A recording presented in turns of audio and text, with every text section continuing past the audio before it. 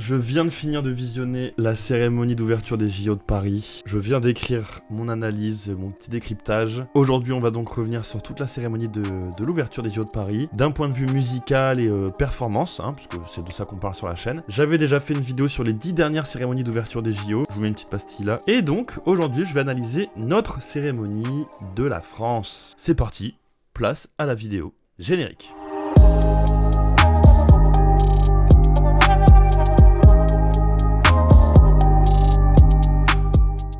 Déjà, une ouverture, moi j'étais un peu surpris et ça m'a bien fait marrer de voir Jamel Debbouze ouvrir cette cérémonie, mais qui a été vite rejoint par Zinedine Zidane, notre Zizou national. On t'aime Ziz.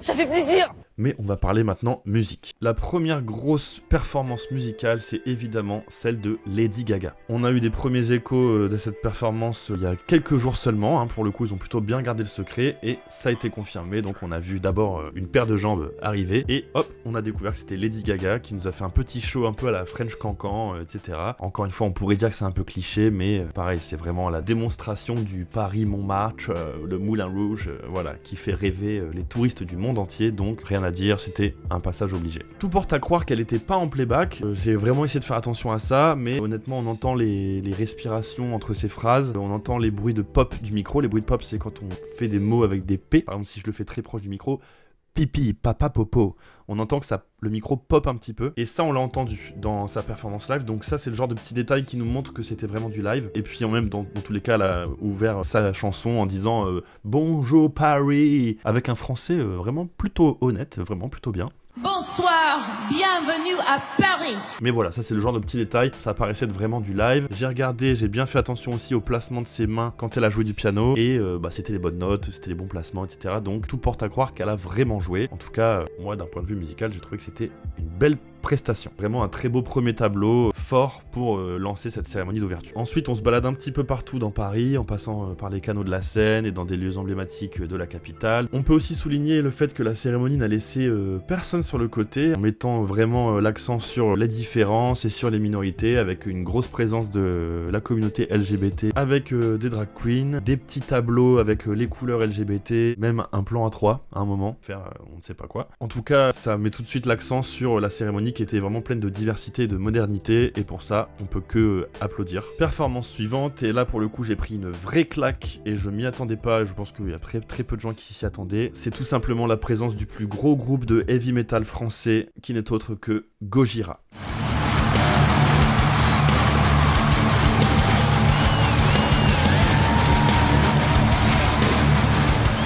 En vrai, un énorme respect de les avoir fait performer, c'est vraiment pas du tout le genre de groupe auquel on pouvait s'attendre. Encore une fois, bon, ils ont quand même un rayonnement international assez fort, mais c'est pas de la musique mainstream, c'est pas un truc qui touche tout le monde. Donc franchement pour ça, respect de ouf. En plus de les avoir foutus sur la façade de la conciergerie avec de la pyrotechnie, les Marie-Antoinette décapitées qui ont ajouté un petit côté opéra au heavy metal, franchement c'était juste incroyable. C'est honnêtement une des performances qui m'a le plus marqué de cette cérémonie. Maintenant, sans plus attendre, on passe à un dossier que beaucoup attendent, c'est Aya Nakamura. Alors, c'est le dossier vraiment qui a fait le plus parler, je pense. Dès qu'on a eu des échos de sa présence, tout le monde lui a foutu sur la gueule, s'est fait tailler dans tous les sens. Bon, je suis pas un grand fan, mais je vais essayer d'être le plus objectif possible et d'avoir vraiment un sens critique assez objectif, assez plat. Honnêtement, il y avait du bon et du moins bon. Dans le côté positif, déjà, elle a remixé ses sons en intégrant du Charles Aznavour dedans, en intégrant d'autres chansons françaises, etc. Et ça, pour le coup, j'ai trouvé ça cool. Moi, je m'étais dit, ouais, elle va faire ses titres, genre Jaja, et après, elle va chanter Aznavour, formidable. Mais en fait, non, c'était une seule et même chanson. Elle a fait son ouverture avec Jaja, ensuite, hop, deuxième couplet du Charles Aznavour, ensuite, elle est revenue sur Jaja. Ça, pour le coup, je respecte parce que il y a beaucoup d'artistes, quand on va les voir en concert, ils nous refont à l'identique leur musique qu'on a sur leur album. Là, c'était pas le cas, il y a eu une vraie recherche artistique,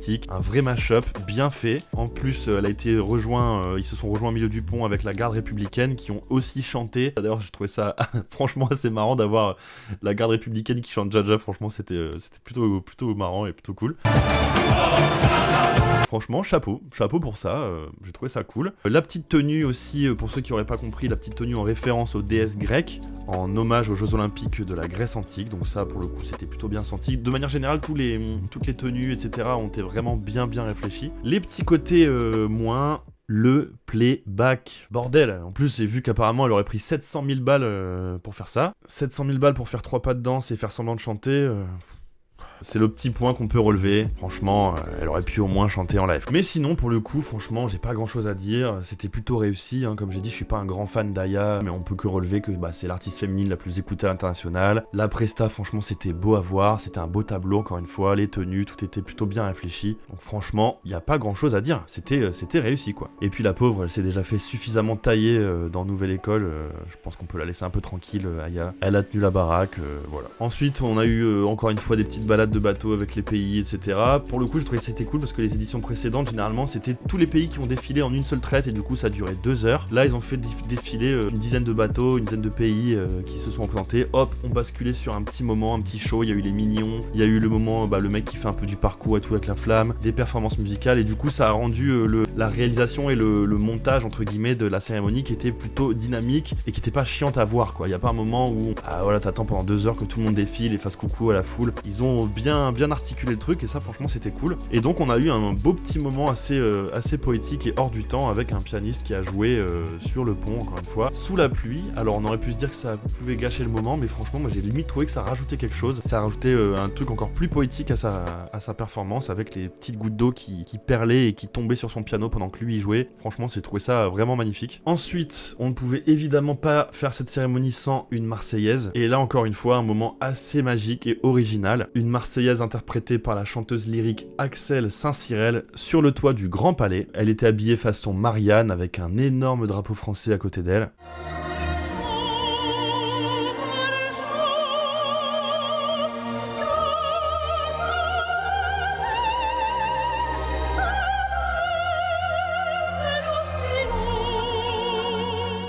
Là encore une fois, pas grand chose à dire, très bien pensé, très bien exécuté, voilà, rien à dire. Ensuite, pour contribuer encore un peu plus à cet aspect de diversité, d'originalité et de vraiment vivre avec son temps, c'est le rappeur du groupe 113, Rimka, qui nous a offert un texte de rap bien old school, avec des paroles quand même assez engagées, juste un jour de paix pour faire cesser les bombes, et ensuite, enfant de la rue, de l'univers, repeint les quartiers populaires pour cacher la misère. Franchement, j'ai trouvé que c'était assez couillu. Je sais pas si c'était une référence aux vidéos qu'on a vues des mecs qui sont allés repeindre à la bombe toute la rouille dans les stations de métro, repeindre les murs, à croire qu'il faut attendre d'avoir un événement comme les JO au rayonnement international pour s'occuper de l'entretien de nos quartiers, quoi. Donc franchement, si faisait référence à ça, j'ai trouvé que c'était vraiment grave couillu et franchement, chapeau, quoi, chapeau. Alors pour sa prestation en elle-même, un peu compliqué de dire si c'était du playback ou pas, même s'il y a la présence d'un micro-main et des oreillettes qui pourraient nous pousser à croire que c'était du live. Malheureusement, j'ai pas trop su analyser le truc, surtout qu'il y avait les commentateurs qui parlaient par-dessus et tout, enfin voilà, c'était un peu compliqué. Mais en tout cas, on n'a pas vraiment encore assez de recul pour dire ce genre de choses. De mon point de vue,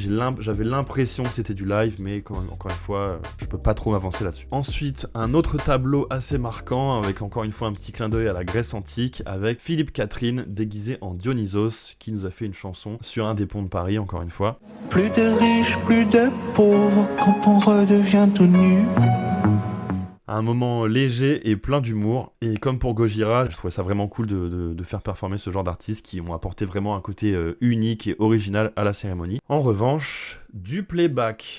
Encore. Et là, c'était pas compliqué de le deviner, puisque à la fin de la chanson, il a tout simplement posé son micro et il a continué de chanter sans micro. Là, pour le coup, j'ai pas bien compris la raison de ce playback. Il était posé comme ça, il était vraiment immobile. Rien ne l'empêchait, je pense, d'avoir un micro branché, quoi. Donc, même s'il avait un vrai micro dans la main, au début, je me suis dit, ah cool, c'est pas du playback et tout. Et en fait, à la fin, il pose son micro et non, c'est du playback. J'ai un peu moins compris ce choix-là. Après, bon, j'imagine qu'il y a des raisons, hein. Je suis pas technicien, je suis pas scénariste, mais j'imagine qu'il y a une raison, mais je trouvais ça un peu dommage, quoi. Les performances live, ça donne toujours un peu plus d'authenticité, un peu de cachet à la prestation, donc j'aurais trouvé ça cool qu'ils fassent ça en live. Mais voilà, toujours est-il que le tableau était bien réussi, c'était encore une fois cool. Petite surprise, la cloche qui se soulève, Philippe Catherine habillé en Dionysos, c'était quand même un beau tableau. Performance suivante, et là pour le coup, à part la scénographie qui était vraiment originale, c'est le choix de la chanson que voilà, c'était pas vraiment original pour le coup. Je pense que vous me voyez venir. Imagine de John Lennon. Ça fait beaucoup là, non? Interprété par Juliette Armanet et Sofiane Pamart.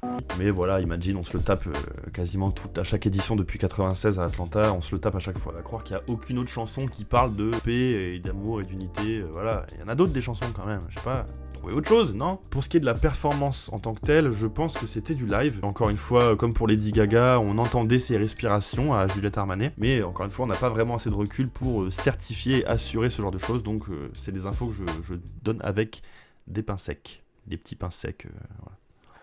J'adore cette blague. Et pour finir, on va terminer en apothéose, vous savez très bien de quoi je vais parler, notre reine à tous, Céline Dion, qui m'a clairement foutu les poils et les larmes aux yeux en reprenant l'hymne à l'amour d'Edith Piaf, perché en haut du premier étage de la Tour Eiffel, juste en dessous les anneaux. Franchement, le tableau était incroyable, c'était magnifique.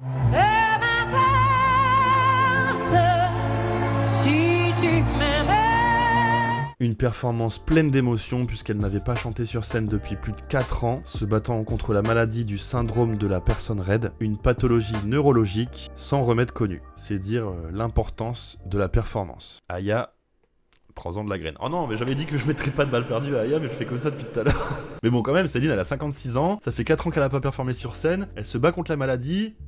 Et elle nous fait une presta de malade en live. Wesh, t'avais pas d'excuses, meuf, t'avais pas d'excuses. Mais bon, vas-y, allez, on va arrêter de la tailler. Pour conclure, c'était vraiment une cérémonie plus que réussie. Et franchement, c'était, je pense, la plus belle cérémonie de tous les temps. Et même les médias étrangers sont d'accord là-dessus. Et plusieurs raisons expliquent ça. Déjà, le fait que ça ne se soit pas fait dans un stade. Franchement, ça a été un game changer de fou. Parce que déjà, ils étaient pas restreints en termes d'espace, etc. Ça a pu offrir la possibilité aux organisateurs de créer des tableaux immenses avec des choses dans le ciel, sur l'eau, sur la terre. Enfin, ça a vraiment ouvert le champ des possibilités de ouf. Ça a changé complètement la façon de concevoir la cérémonie. Et c'est vraiment un truc qui a joué un rôle majeur dans la réussite, en fait, de cette cérémonie. Déjà, rien que l'illumination de la Tour Eiffel qui n'avait jamais été éclairée de cette façon. Franchement, les plans, moi, j'étais juste comme un ouf. Je regardais ça, c'était Disneyland. En tout cas, on a fait vraiment très fort et je suis pas chauvin de dire ça. C'était vraiment... voilà, faut juste reconnaître quand quelque chose est bien fait. Tout le monde s'attendait à une plantade. Il y avait un peu des trucs sur les réseaux, on se disait ouais, ça va être un scandale et tout machin, mais en fait il n'y a pas eu d'accro, il n'y a pas eu de problème technique,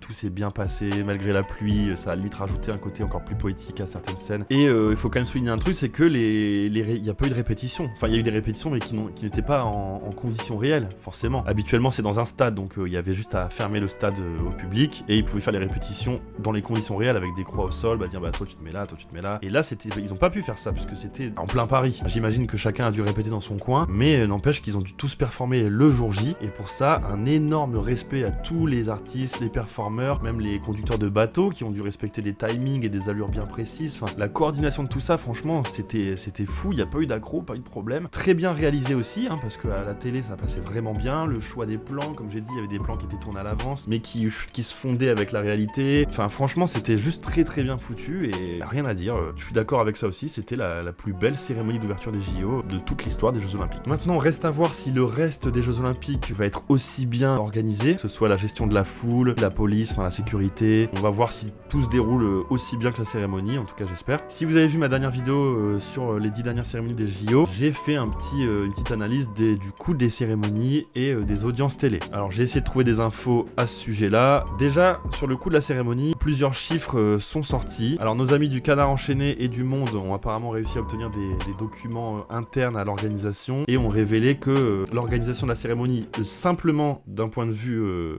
aquatique, tout ce qui s'est déroulé sur la scène, ça aurait déjà rien que ça coûté entre 120 et 130 millions d'euros, ce qui est déjà 4 fois plus que, que le budget de la cérémonie de Londres dans son intégralité. Ensuite, une équipe de spécialistes indépendants ont eux analysé la cérémonie dans sa globalité et auraient fait une estimation qui irait entre 350 à 500 millions d'euros, donc c'est juste énorme. À noter que les cérémonies les plus coûteuses avant ça, c'était Pékin en 2008 et Tokyo 2022 qui ont dû et Tokyo 2020 pardon 2021 même parce que ça a été décalé, mais qui ont dû eux gérer le Covid, les reports, etc. Donc c'était déjà parmi les cérémonies les plus chères, mais là laisse tomber, on a vraiment explosé les scores quoi. Toujours est-il que le budget de la cérémonie n'est qu'une goutte d'eau par rapport au budget total des JO. Alors déjà Théma la taille de la goutte d'eau, mais le budget total des JO s'élèverait de ce qu'on dit à entre 10 et 15 milliards d'euros. Voilà, c'est pas la même chose déjà. Mais il y a eu plus cher déjà, apparemment Rio en 2016, l'organisation générale de tous les JO aurait coûté plus de 30 milliards d'euros. Donc ça va, on a encore une petite petite marge. On a vraiment mis le paquet sur la cérémonie et franchement ça valait le coup et ça aura marqué tout le monde je pense. Pour ce qui est des audiences télé, malheureusement on n'a pas encore assez de recul. Je tourne cette vidéo le lendemain, hein. On est le 27 juillet, je tourne ça vraiment le lendemain de la cérémonie, donc on n'a vraiment pas assez de recul pour donner les audiences mondiales. Mais on a déjà les audiences en France, ça s'élève déjà à 22 millions de téléspectateurs, donc c'est énorme. À titre de comparaison, la finale de la Coupe du Monde 2018 a elle rassemblé plus de 24 millions de téléspectateurs devant leurs écrans. Donc voilà, ça vous donne un peu une idée de comment ça se situe. Une autre stat aussi qui est bien révélatrice du choix de l'organisation, un peu de ce que ça aura généré, c'est la présence de spectateurs sur place, qui s'est élevé entre 300 et 400 000 personnes, ce qui est là encore une fois beaucoup plus que les éditions précédentes. La cérémonie qui aura mis le plus de spectateurs avant ça, c'était 110 000 spectateurs, mais bon, c'est normal, c'était dans un stade, donc des stades on peut pas faire beaucoup plus gros. Là, le fait d'avoir fait ça sur les quais de Seine, bah ça a ouvert un champ de possibilités énorme avec des gradins tout le long de la Seine sur plusieurs kilomètres, sans compter les gens qui regardaient ça depuis le toit des immeubles parisiens aux alentours, depuis la rue, etc. Donc ça a vraiment fait exploser les stats à ce niveau-là. Voilà les amis, j'espère que cette petite vidéo réaction, analyse vous a plu. J'espère que vous aurez un peu appris des choses, etc. Dites-moi vous en commentaire ce que vous avez pensé de cette cérémonie, si vous avez relevé des choses en plus que moi je n'ai pas relevé. C'est toujours intéressant d'échanger avec vous. Si vous avez des questions, remarques, critiques ou suggestions, pareil, c'est dans l'espace commentaire. Je suis ouvert à tous les types d'échanges possibles et je réponds à tous les commentaires, soyez-en sûrs. Donc je vous attends dans l'espace commentaire. Si cette vidéo vous a plu et que vous aimez mon travail, n'hésitez pas à vous abonner à cette chaîne, c'est vraiment hyper important pour soutenir ce que je fais et c'est le plus gros kiff que vous pouvez me donner. Mettez un petit j'aime sous cette vidéo et en attendant, je vous dis à la semaine dernière pour une ancienne vidéo. C'était Jawai, la bise.